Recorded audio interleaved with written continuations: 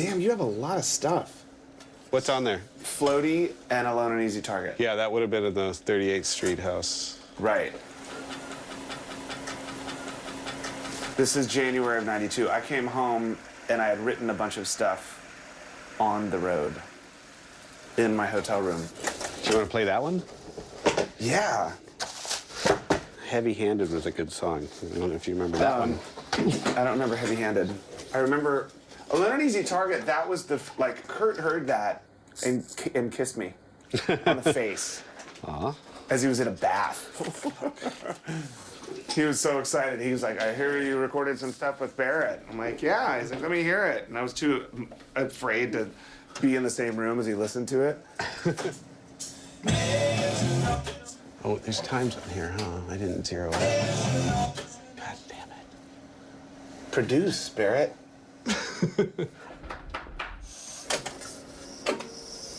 Suspense is killing me.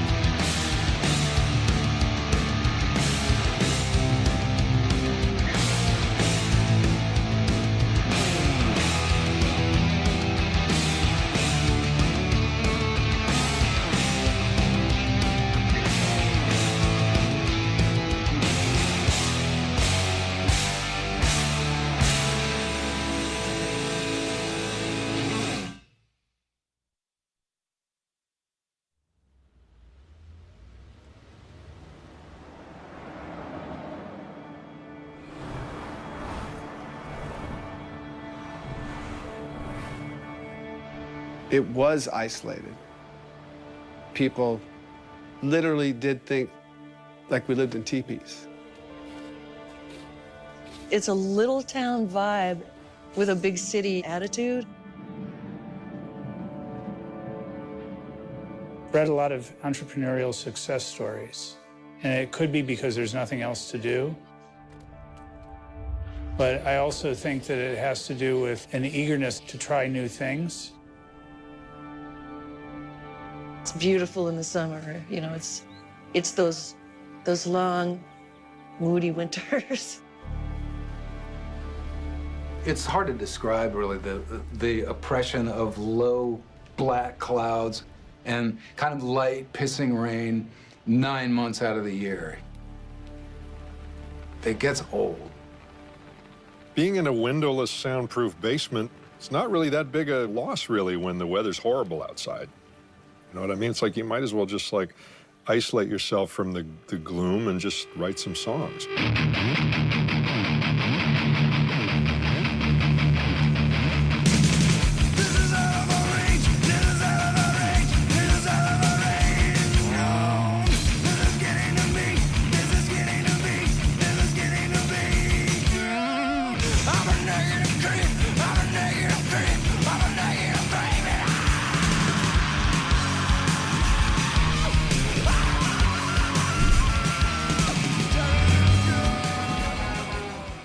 I had just been to Seattle for the first time maybe 3 months before I moved up there.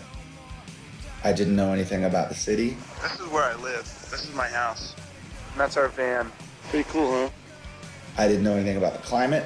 It's really cold. I moved up there with nothing and moved in with people I didn't know. I wouldn't be here if it weren't for Seattle. I have a lot of great memories, and I have a lot of heartbreaking memories. Seattle's like my phantom limb. I still feel it.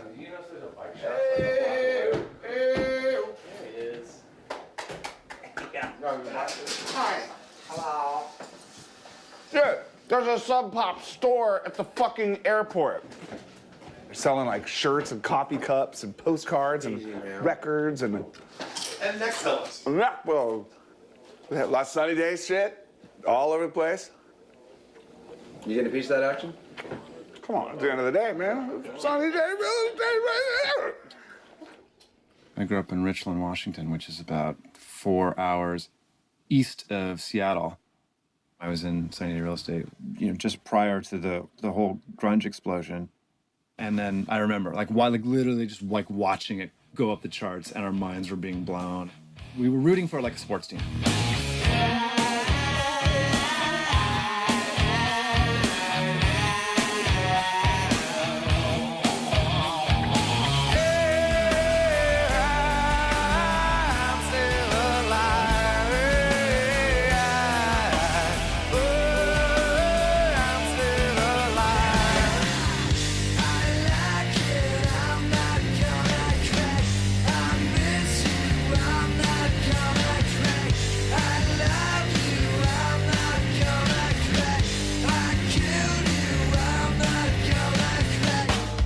Black hole sun, won't you come? Wash away the rain. Black hole sun, won't you come?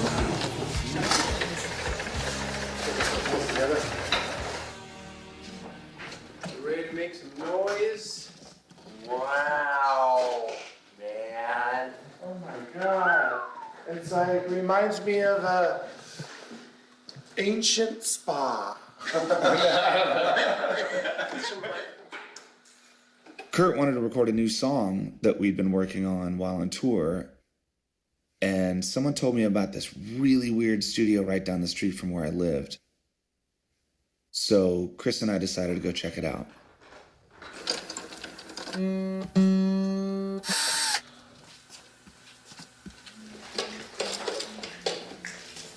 What were your first impressions of Robert Lang's studio? I thought it was the coolest place ever.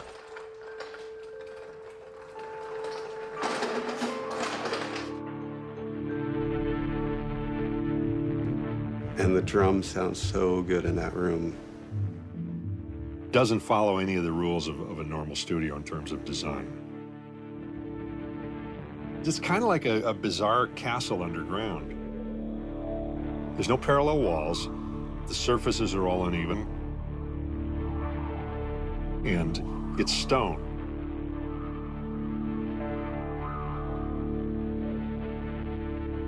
There's something to the sound of subterranean.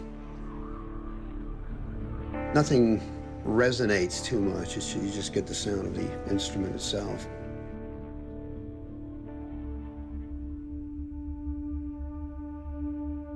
Robert Lang studio had such a big impact for me because it was the last place that Nirvana recorded. It's where I did the first Foo Fighters record by myself. To me, that place represents totally starting over.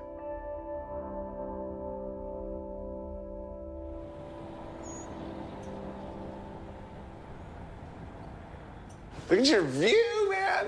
Yeah, how about okay, that? so what part of this was the original house? The west wall, 20 feet by 20 feet. Over there, by that corner is there, Dave. It went 20 feet that way. This was it. But from the garage to the house was just a hill, right? Yeah. So how did you connect the two? One shovel at a time. So when you first found the place, it was just a little garage? Little garage with on a the beach street house. level? That's correct, yeah. And they said that I wouldn't be able to build a studio in there, but after I took the classes at K. Smith Recording Studio America, I decided to start excavating. How many trucks of dirt did you haul out? A couple hundred, at least. 10 years of digging, and I'm still not done with it in the back over here. Was this the first room? The first room was there, 20 by 20. Yeah. Wow. I want to look at it. So this was the original garage? This is the original And what was garage, it like when you first started working in here? Just 4 cement concrete block walls. But it used to be that on the other side of that wall was Dirt. just dirt. dirt. Yeah. Whatever my friends, I would trade studio time, you know, for guys to come and help me dig. You know, I bought a conveyor belt. Okay, let's go, you know. I remember when it was just the one cavern, and then he started, what do you got going there, Rob? I'm building another cavern for a symphony. Okay. Look at his part. It goes right there. Isn't that nuts? That just scared the shit out of me. Bob's the mad genius. He's just going to be digging and digging, you know? I mean, there's always something. Another room? Where'd this come from? Wait, was this here or not? No, this was not. Whoa, dude. There is a pioneer spirit to how he's built that recording studio that may or may not be on the level. I've got some, you know, finance to go ahead and like dig some of this out and go away. What's going on? Watch out! Oh, God. You're at your own risk in here, man. How's your insurance company doing, Bobby? Oh, yeah. Did you take lessons for this shit? No, never. I just figured it out, you know.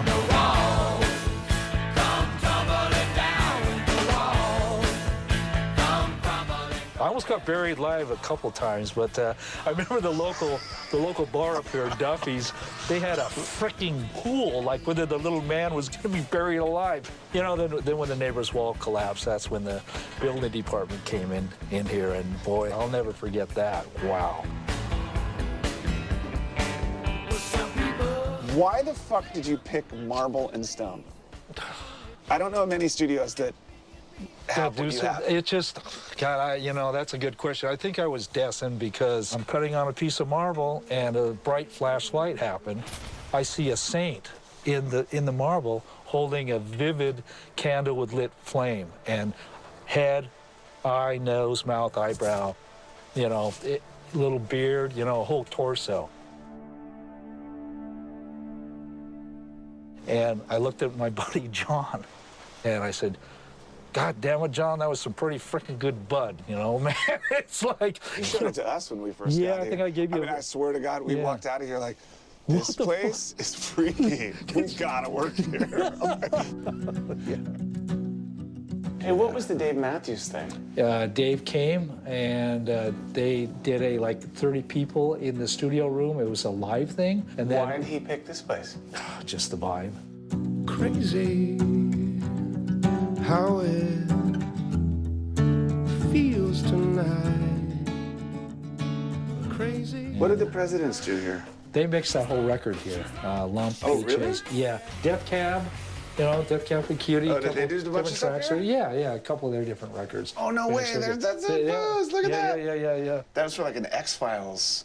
It may have been. I think so. I think so. It was. That stupid fucking hat. What a jackass. Oh. Look at me. God.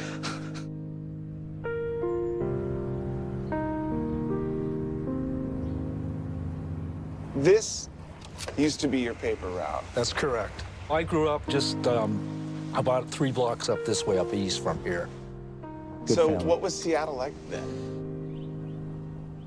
Wasn't much to bring anybody here outside the clean air and the mountains. 54,000 horsepower transonic wind tunnel at Boeing. It was all about Boeing initially and the World's Fair when we moved in.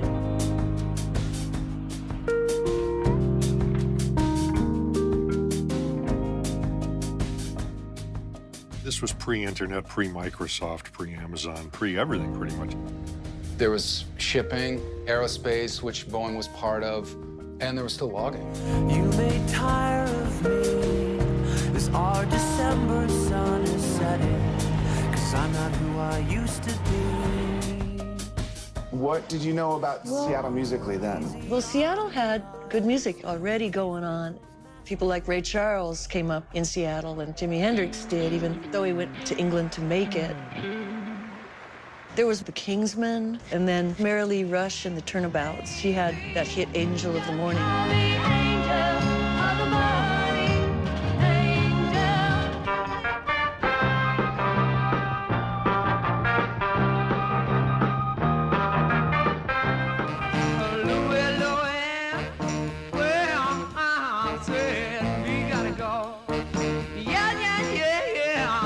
Cherokee people, Cherokee tribe, so proud to live And then I remember the only band we listened to was the Sonics. Or she'll put you down. She's the witch. Da, da, da, da. Say she's the witch.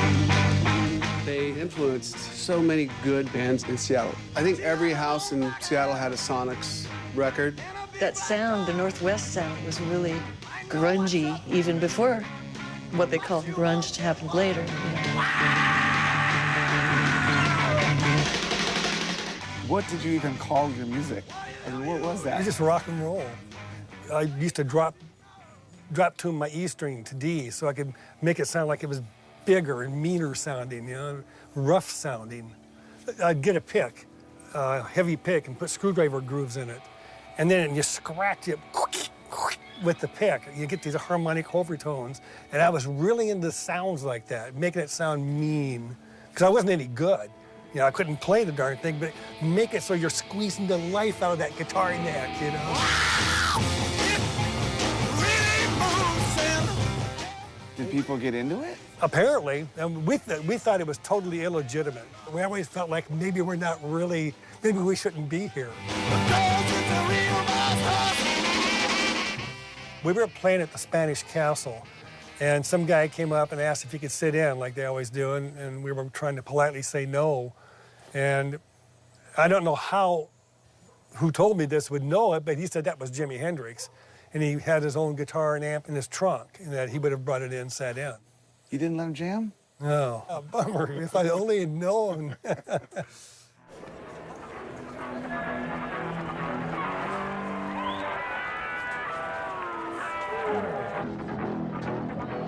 You know, in the early 70s, there wasn't really much going on regionally that I could see as a teenager.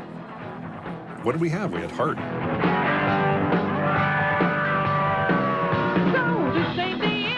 Saw you again. Today, I had to turn my heart away. There is that whole attitude of girls can't rock, but I never heard anyone say that about them.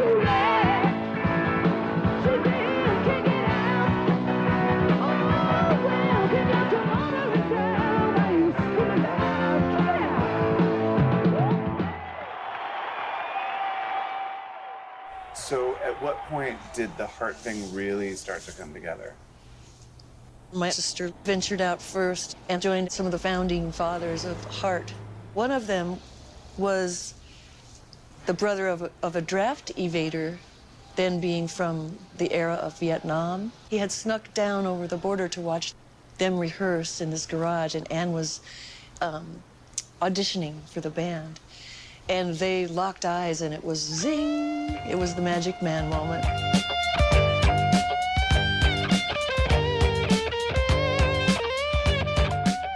So she followed him up to Vancouver, and the rest of the band followed her because they knew a good singer when they saw one and they heard one. So that's how come they started up there playing cabarets and stuff first. And I joined after a couple of college years.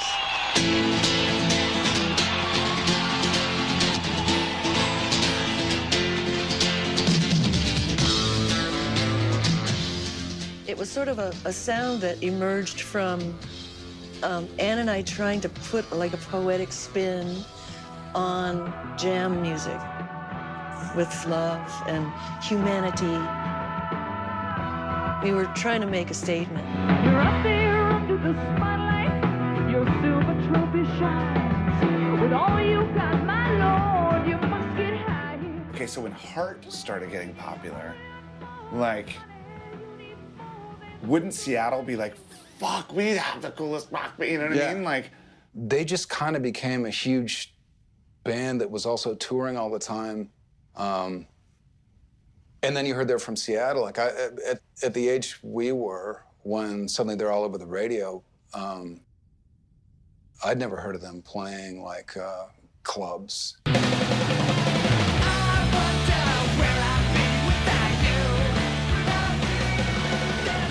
As of the early 80s, there was kind of a new wave punk scene sort of bubbling up here in Seattle. The U-Men and the Blackouts, those were kind of the kings of that scene.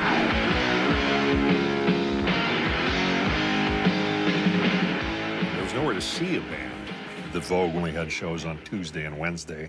And we had the Central Tavern, and we had maybe the Ditto Tavern. And I think a lot of bands would skip Seattle because it was just too far of a drive. If you're in a band and you're traveling around in a van, and, you know, the kind of information traveled the way it did at that time, are you really going to drive 900 miles from California to play a show to 5 people in Seattle? Nowadays, everything's interconnected so much that all you have to do is pick up your laptop and see what's going on Tuesday night at that tiny club in Portland, Maine. When I was young, as a touring musician, it was a crapshoot. You never knew if the promoter had put flyers on the street. You never knew if the college radio station was playing your band's music. You'd show up to a club and cross your fingers that people would come to the gigs so that you could get gas money to go to the next city. From Minneapolis to Seattle is 2,000 miles. Good luck on getting any shows in Spokane or anything, forget it, you know. I got the real sense as a kid that, you know, the scene in Seattle created itself because nobody else wanted to come up and entertain Seattleites, you know? I mean, people had to kind of start their own bands and their own scene because that was the only way live music was gonna get played here. Because nobody was gonna make any money, the scene was a network of hobbyists who are just playing for their friends. And when you're playing music as a hobby, you take more risks. And from that attitude, a lot of these bands kind of created their own style.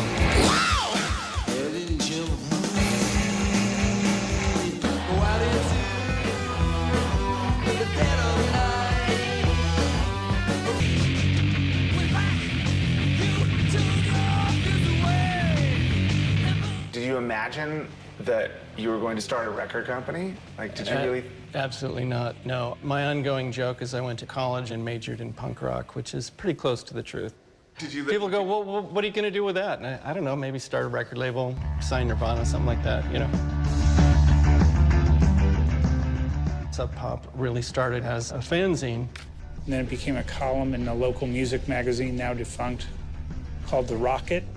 And he put out a few cassette tapes. And then he put out the Sub Pop 100 compilation record, which had different bands from all over the country. Pressed 5,000 copies, sold them all. The next record I put out was by Green River, who I thought was awesome, featuring Mr. Mark Arm, who went on to start Mudhoney and so forth. The third record was Soundgarden's Screaming Life EP. John Poneman was probably the biggest Soundgarden fan in Seattle. So we joined forces to put out that record, and then we opened our offices and put out all sorts of legendary stuff.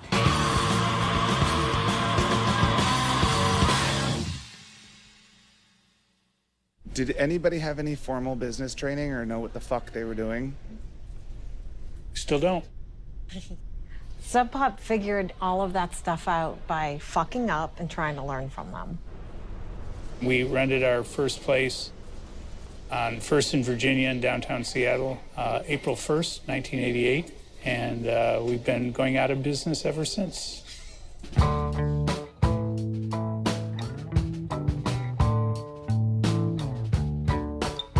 I remember early days of Sub Pop, we'd get our checks, and we would literally run down to the bank, because whoever was first in line would probably get their check cashed. But at the same time, we were okay with it, because we were sort of all in it together. You know, yeah, we get pissed, like, how am I gonna pay rent this month, or whatever, but we couldn't take ourselves so seriously. We weren't LA, we weren't New York, so in order to sort of move beyond that whole serious music industry thing, we were like, yeah, let's just take the piss take.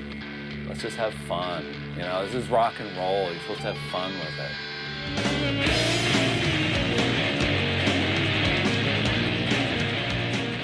There was absolutely no thought of commercial success. I mean, commercial success, I mean, if you could make a few $100s at the Vogue on a Tuesday, that was kick-ass. Half the musicians were working in restaurants or cooks or just horrible day jobs. I at least had the studio to starve in. You know, I was making $5 an hour. Jack would tell me about the interesting things that he had recorded. He said, this is great. Some of it he would go, this isn't so great. Jack's relationship with Bruce and John created something that defined the entire city. I have the studio logs from that time period, and it's insane. It's just like, yeah, Soundgarden, Green River, Mudhoney, Mother Love Bone, Nirvana. It just goes on and on. And then Charles Peterson put a face on that sound. I remember Mark Arm was talking to Bruce Pavitt. He's like, oh, check out these Green River photos that my friend Charles took. They're amazing. And Bruce is just like, wow, you know, these are great, and I'm gonna put you on every record, and we're gonna make a scene out of a visual scene out of this. I said, sure, yeah, let's do it. As soon as I saw those images, that very second, it...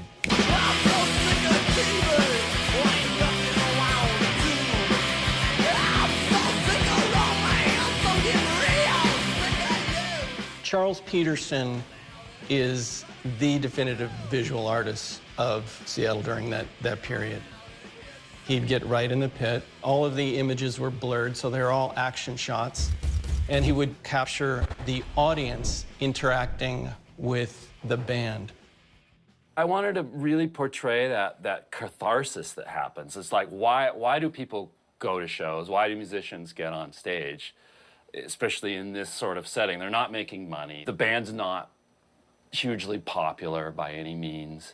It's just really that they want to come together and have that release. Before this alt-rock kind of boom in the early 90s, like, you know, being a kid in the suburbs, like, you think that the only way you can be in a band is if you can play, like, shredding guitar. Like, I remember, you know, watching MTV and, like, watching some fucking hair metal band is like ripping it up. And I'm looking at this guitar magazine with like the tablature of like how to play, you know, a Warrant song or something like that, and being like, well, I mean, I can't do that. Mommy, look at your son. You might have loved me, but now I got a gun. Mudhoney was pretty much my favorite band when I was 15. The songs were so fucking catchy and at times so sloppy. Hearing them gave me the confidence to start playing music with other people. When the music scene started blowing up in the 90s, were you paying attention at all at that point? You were out of it. Yeah, I was totally out of music then. After '67, the Sonic seldom ever played again. I went in the military, came out and raised my daughter as a single guy for the next, 15, 20 years. So you didn't know your influence? No. It's so nuts. No, and I still think that's phenomenal.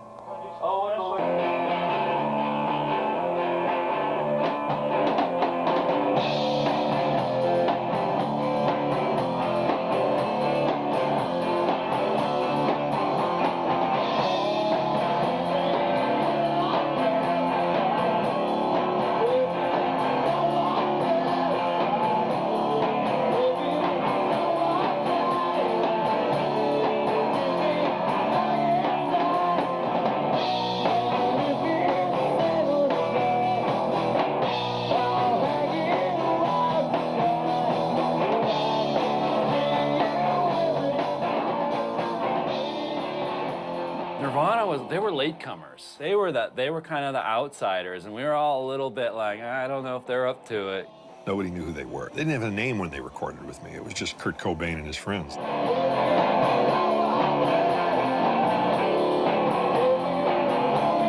Nirvana did a little showcase for John and I. It was John, myself, the bartender, and the doorman checking them out. And we thought, yeah, I think there's a single in there.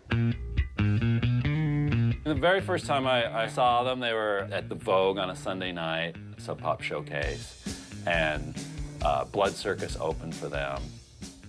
Those sort of everyone went and saw Blood Circus, and then half the audience left.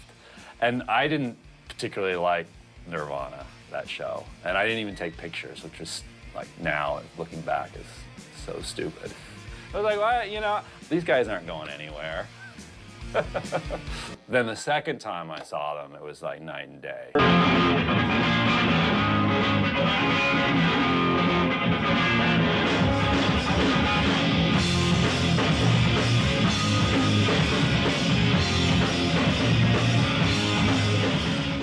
When I joined Nirvana, they had one record on Sub Pop called Bleach. By our standards, it was really popular. Girls liked Nirvana. Girls didn't really like the bands that I had been in or most of the bands that we played with. The rest of the world was not really paying attention. Bruce and John had the clever idea of getting an English journalist out to Seattle to write about it because they said, okay, if it appears in the English press, suddenly the American press is going to notice it, which was a very, very clever move.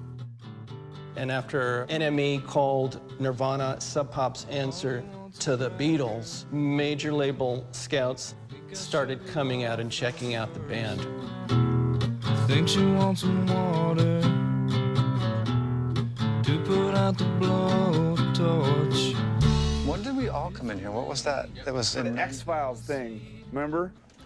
We did the Gary Newman song. It was fun to be living in Seattle and be the age that I was and have come from the scene that I did.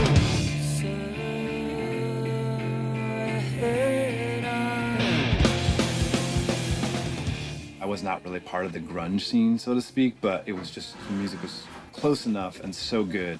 It still felt like that high school thing where it's our music and, you know, it's a thing that you share with your friends and it's outsider music.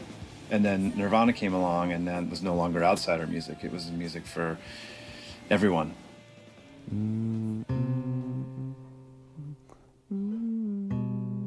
When I was a kid, like 11 or 12 years old, I was recording songs by myself. I'd get 2 tape decks. I'd record guitar on one cassette, hit play so that guitar's sound's coming out, and I would sing along to it as I hit record on this other cassette.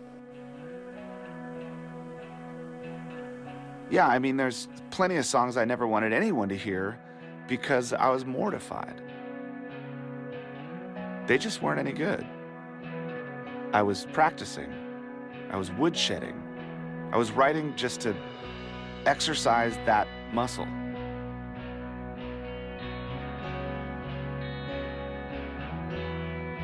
It was just fun. I was in bands with brilliant songwriters, great singers.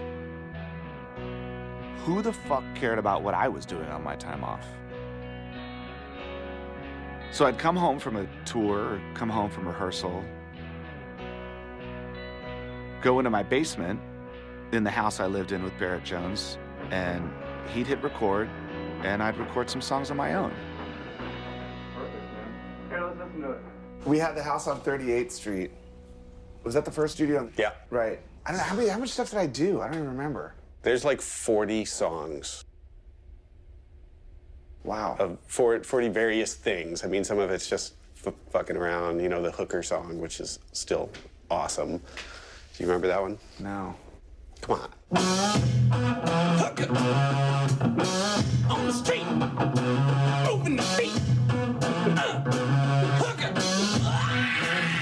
Yeah, yeah, yeah. She's a hooking it to the clinic for the clean yard. Amazing. What else do we have? This reminds me of our living room when I hear this.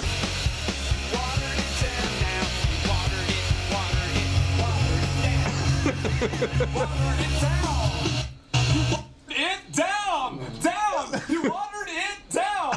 Water, water, water, water, water, water, water it down. You watered it. Yep. Yep. That's what you did. That's how serious you were. Just making music.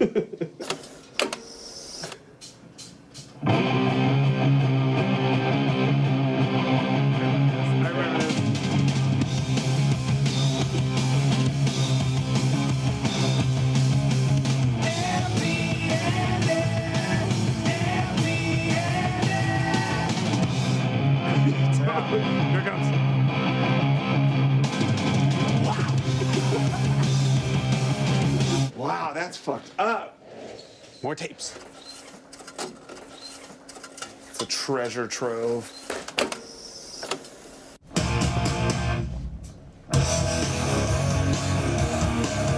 Remember this?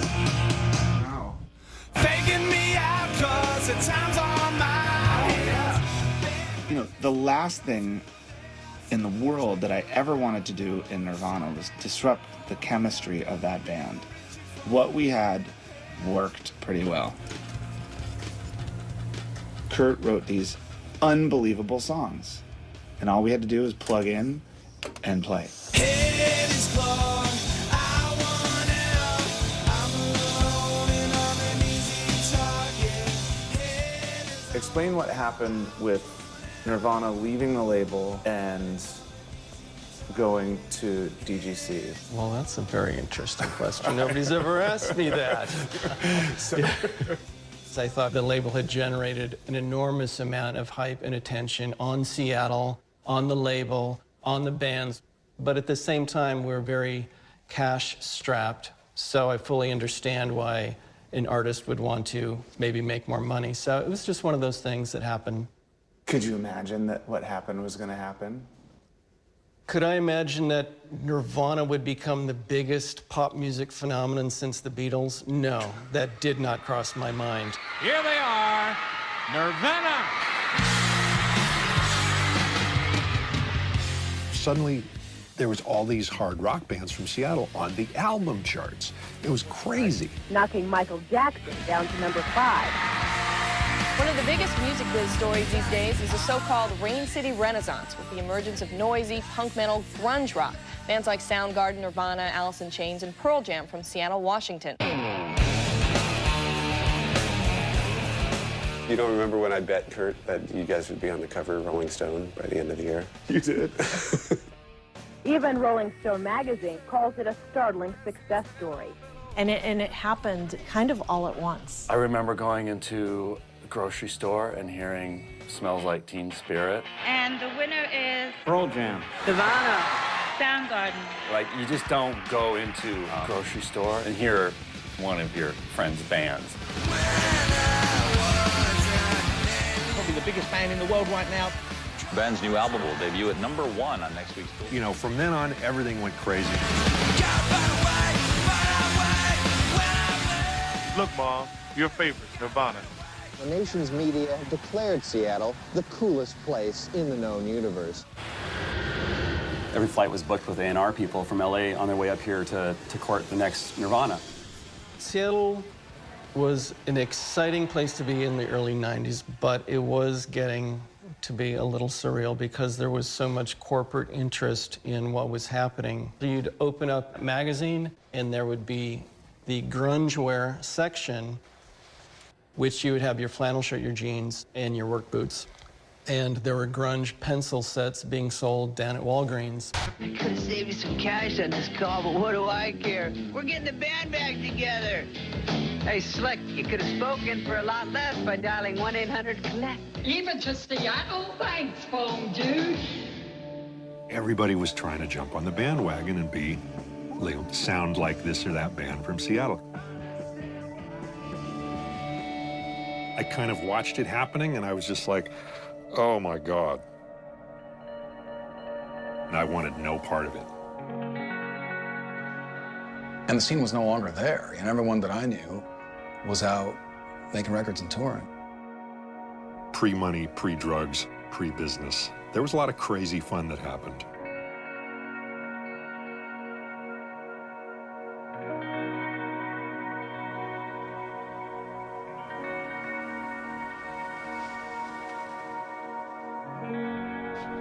I mean, it's really good. I just wonder if that's the...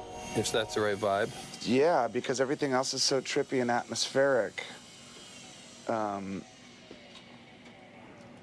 Get it. That's as dry as we can get it in there. If we want it drier, I think we'd have to move it to a small room, which we could do. I'm afraid that if we do it like that, it's just going to sound like everything else on the record in a way. And the good thing about it is that it doesn't sound like anything else on the record. What if Dave played the cymbals and I just played the drums? Yeah. Like.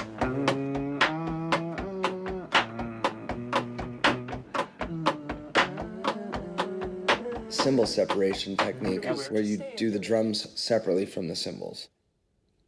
And it gives you ability to manipulate the sound of the drums even more because you're not dealing with the bleed of the cymbals. And this is all sort of technical bullshit. You probably won't care, but I'm telling you anyways. Man, we like one fucking drummer, man. I would be so much better if Dave would just play the hi-hat. Maybe I'll just become the cymbal guy. I'll be like, this is the call to online. I would like only play the cymbals. So like, hello, I'm waiting for you.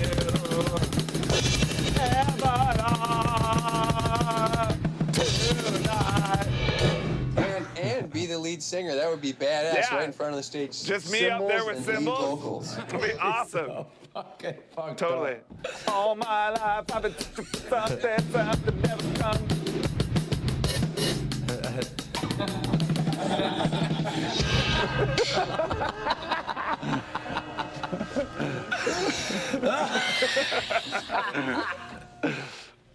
I'm the lead cymbalist. Oh, we would be so fucking tight. Well, let's record one, see what happens. Whatever. Ready? Yeah. Here we go. Okay. From the top.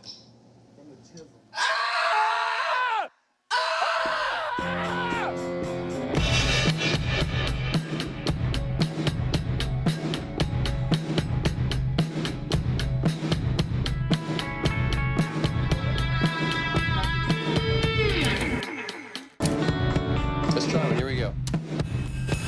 Same puncher. Give me one more of those.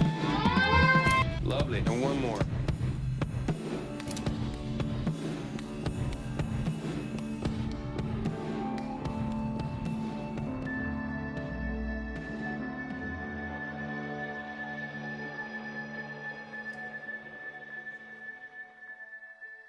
Kind of don't really remember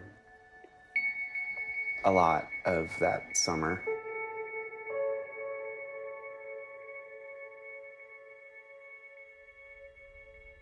I can't remember how I heard. I think some friend called me one morning. It was sad. But I remember not being really surprised. Yeah.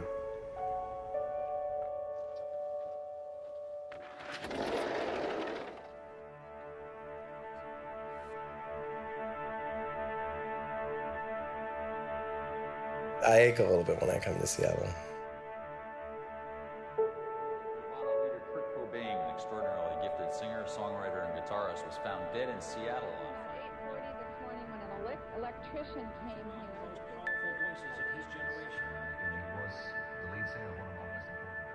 It wasn't the 24-hour news cycle thing that happens now. So it came out, you know, a Time magazine a week later, Rolling Stone a couple weeks later. And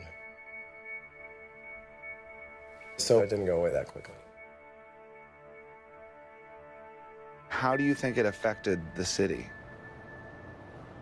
Well, you know, even just you saying it kind of gets me choked up. It's like, I mean, I was 17, and I remember, like, you know,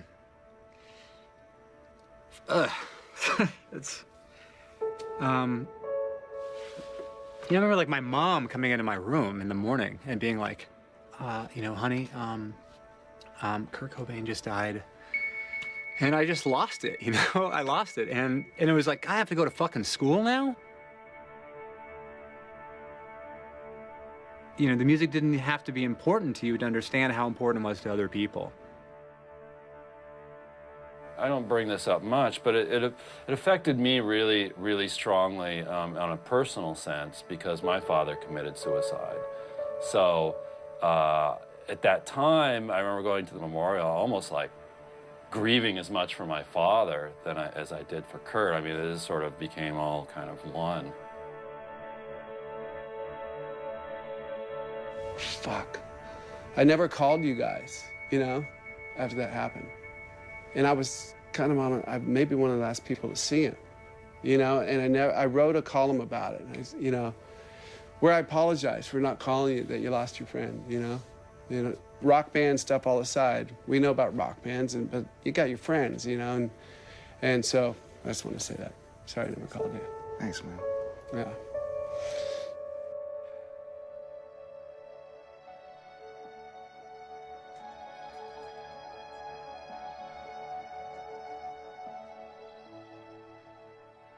After Kurt died, I didn't know what I was going to do.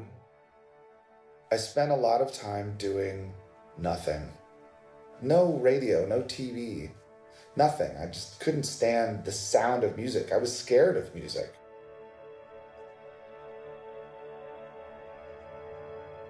I remember being in Ireland, driving around the country, away from everything. Just rocks and moss and sheep and being totally disconnected from the rest of the world. And I drove past this kid who was hitchhiking. And he had a fucking Kurt Cobain shirt on. And I saw that and I thought, fuck, I gotta do something quick. And then I realized that music was the one thing that was gonna help me out of that place. So I started writing again. Starting from scratch. Pretty much the next thing we did was come in here to big studio and record all this stuff on a 24 track. We went and printed up the 100 cassettes that we basically handed out. The one thing that I found out about starting over is that, yeah, you are truly pigeonholed. I knew that everyone only knew me as the drummer in Nirvana. But I felt like I had nothing left to lose. Because of the way the whole Seattle music scene was going with the deaths, I went to San Francisco for a couple of years. I just ended up just traveling for much of the early 90s and mid-90s. We all had to sort of like back away from it and start over. We've been to more than a few funerals. Seattle's lost a lot of great talent. But in some ways, that loss has only strengthened our bond. The Seattle community has always been close. And we are like a family. Throughout my career as a musician, I've been so blessed to have this community of people who are other songwriters and bands that we're really close with, that we've, you know, toured with, that we've gone and sang on their new thing or played guitar on something.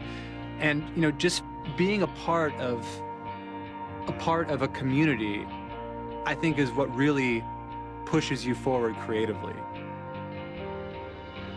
I think that if you believe in yourself and you believe in what it is you're doing, you don't worry about what's going on outside, that always seems to draw excitement. People are drawn toward confidence, and they're drawn towards someone that seems to really be into what they're doing. I'm gonna pop some tags, only got $20 in my pocket. I'm hunting, looking for a come up. This is fucking awesome. I was an underground rapper for 15 years, really. The Seattle hip-hop scene was small, like super tiny. No one came out of this neck of the woods. Sir Mix-a-Lot did, but it was almost an anomaly. I never thought that I would be in the position that I'm in now. Never thought that one of my records getting played on the radio was even possible. Walk into the club like, what up? I got a big cock. I'm just pumped. I bought some shit from a thrift shop. When we put out the album, the first week, labels started calling. Was this on your label? Yeah, we did it ourselves. And we did a music video, and it started to gain traction. And it's like, we're watching the numbers go up. It's 2 million, 3 million. It jumps to 10 million, 15 million. All of a sudden, like, this thing is viral. You were the #2 record on your own fucking label. Yeah. Oh, it's so fucking rad. I'm gonna pop some tags. Only got $20 in my pocket. I'm hunting, looking for a come up. This is fucking awesome.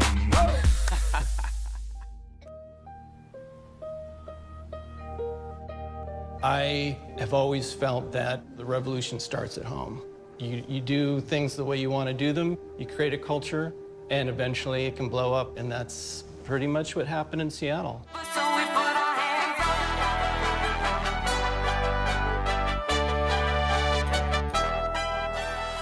As new talent and new scenes have emerged in Seattle, it's amazing to see how much of the past is still making a mark today.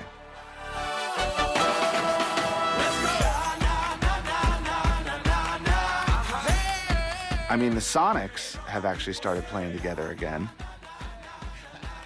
Ann and Nancy Wilson from Heart are still doing it.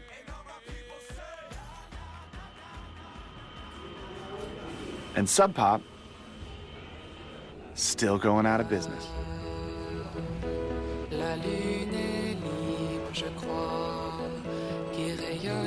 What do people do when they come in here? They freak out, just like you did when I saw you walk up here. Don't you think it's fucking weird? It's very surreal, yeah. It's even more surreal that I have to get up at 10 minutes to 5 to go sling records. You know, The fucking airport. Yeah, at the airport, yeah. Hey people, Mark Arm of Mudhoney here. To avoid transporting items without your knowledge, please keep your carry-on and checked baggage in your possession at all times. Report unattended items. It's a weird world we live in, isn't it? And if you see something, say something.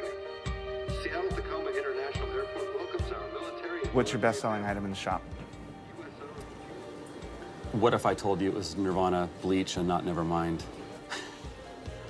Would that end the interview? Okay.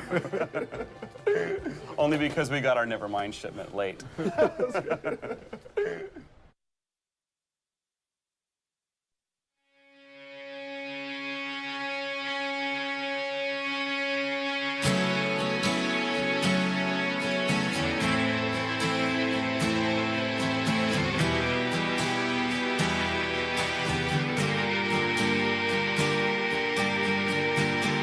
Nothing left within. I've been mined, hell and back again, subterranean. I've been digging in, down inside. I will start again, subterranean. But the truth is so unkind. What do you know? How low the sky? Yeah, the truth is so unkind. What do you know? How low the sky?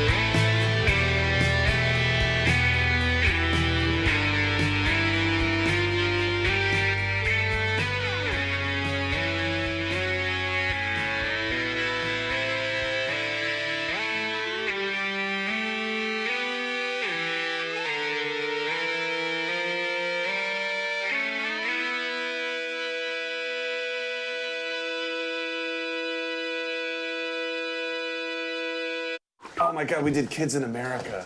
Yeah. Let's hear that.